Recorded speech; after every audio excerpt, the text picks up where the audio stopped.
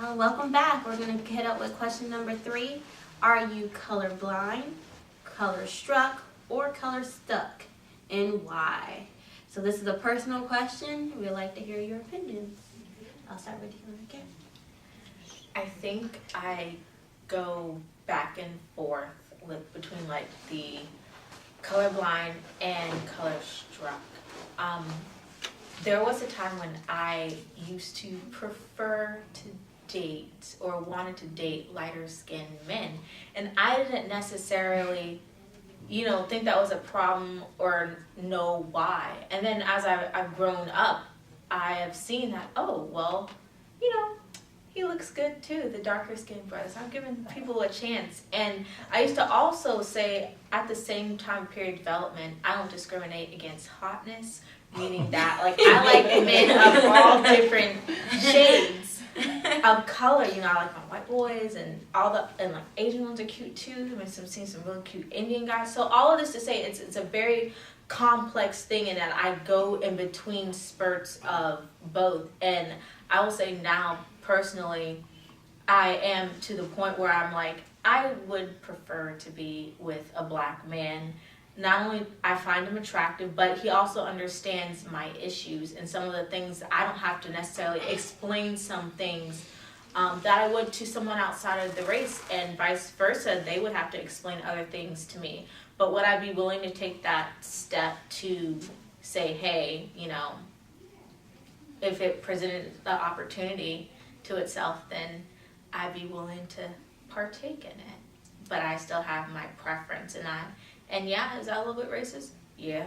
I think a lot of people in America, America's built on racism. We've been taught since birth to classify people according to skin color and put them in these categories, to even where Americans get really confused and actually kind of angry when they can't point out that specific category. So yeah, it's a complex issue. I don't know. I'm kind of. I don't judge people by the color anymore. I guess when I was younger, I guess I did. I grew up in Philadelphia, and I thought that these white boys were slower than, excuse the expression, they were slower than we are, no matter what we did.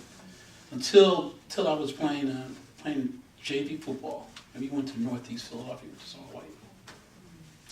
And I went to the military, but the fastest white boy was seen was in the military, who clocked everybody, beat everybody in 3 mile run. I'm saying, wow. So that blew away all my racist theories about them being slow. I never dated anybody outside of my color. I always looked for people that I liked. I didn't care about what complexion they were. There were times a lot of sisters wouldn't even look at me and give me a second look because of my skin color. And so I kind of thought I was other than black, because blacks were certain. But me, I thought I was other. Either I was a transplant from Nigeria or something, but I didn't get too much of a second look with a lot of sisters. But in a way, it was good because I went to school and got as much education as I possibly could. But I'm a different generation. I know a lot of people that did marry outside their race and are doing well. They're in loving relationships, godly loving relationships, and more power to them. But I think at this point in America, we need to stop. At some point, stop skin color, because you can't tell who's who anymore these days. Mm-hmm. But personally, I am, because of my generation and who I am, no, when I go outside of my marriage, I don't think my aunts and my uncles would appreciate it. Colorblind, not at all. I am very aware of the race of everybody because I have to be. Plain and simple, there's no way around it. Now, I try and stay away from stereotypes, but if you're colorblind, you can just say anything and may offend somebody and not even know you're offending them. So I stay aware of everyone's color at all time. It's just how do I put this? It's your survival. Necessary editing in order to get along with everybody. As far as color struck, now I know I've been a victim of being color struck before. I couldn't get a date until Michael Jordan and Wesley Snipes got hot. You know what I'm saying? But I found ways around that It's called personality. Yeah, I've got one. And as far as me, back in the day, I was Captain Kirk. It didn't matter if she was green. Fine is fine. Fine is fine, and that's all that was mattering to me at my young stage. I didn't even care if she had a brain or not, as long as she looked good. When I got a little bit older, then I matured into, actually trying to work on relationships and such. But never been color struck at all. I was a fan of everything, as long as it looked good. Because I'm a heathen, and I'm 100% horrible, the worst kind that you can find, and I stand by that. Thank you. So let me get this straight. Color stuck is when you're pro-like. Yeah, you're probably. I guess I would have to say I'm that because I'm not the other two. But in terms of color stuck, there's some things that really bother me about our race. And there's some things that get me revved up to really want to support our race because I see the type of discrimination and whatnot that's going on. But yeah, I agree with you with colorblindness. I think it's impossible for someone to be colorblindness, especially in America. Like, that's just, like you were saying, how we were built, what we were built on. So it's almost instinctive or natural to see, okay, oh, they're Asian, oh, they're, or even sometimes a question, but you just know they're not something else. So. And then color struck, I guess we were all talking about dating, whatever. I never date outside my race, but not to say that I wouldn't, because I would. And even complexion-wise, I've dated different complexions. So that doesn't really get to me. It's just, so I'm color stuck on some things. If you forget what Martin Luther King said, you can't look at the color of his skin, but the content of his character. That's a double-edged sword. Mm-hmm. Works both ways, doesn't it? I mean, you can look and see their color. I mean, I can't not look at you, not say you're African American or black or white.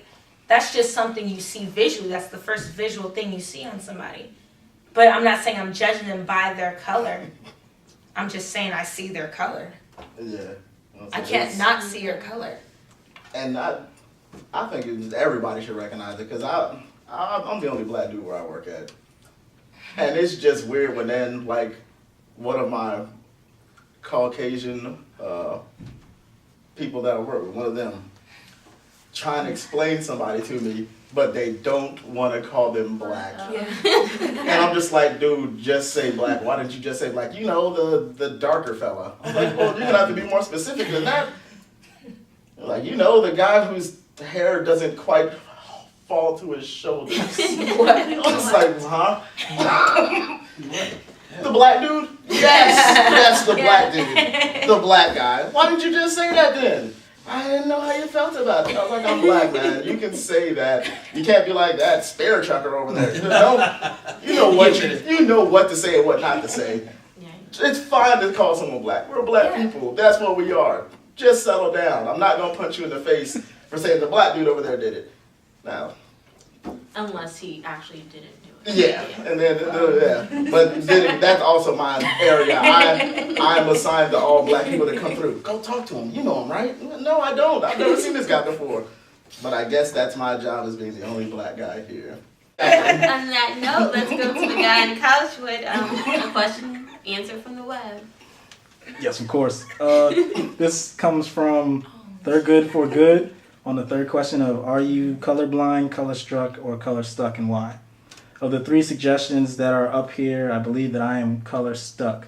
I want people to see and recognize me for what I am, and yes, that includes my skin tone. I don't nor have I never understood the idea of a society that needs to be colorblind, nor do I subscribe to the idea that darker is better than lighter, or vice versa.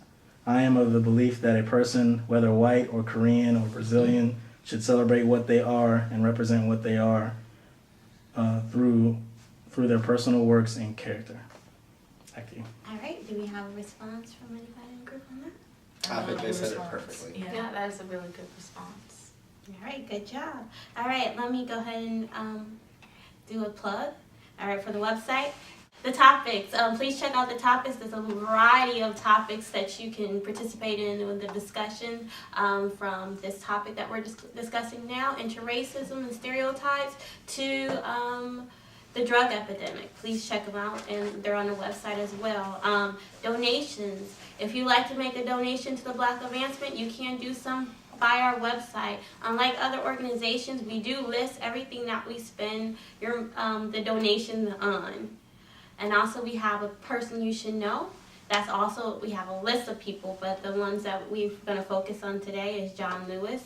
John Lewis was one of the most committed, bravest civil rights activists and instrument in forming SNCC, also known as Student Nonviolent Coordinating Committee.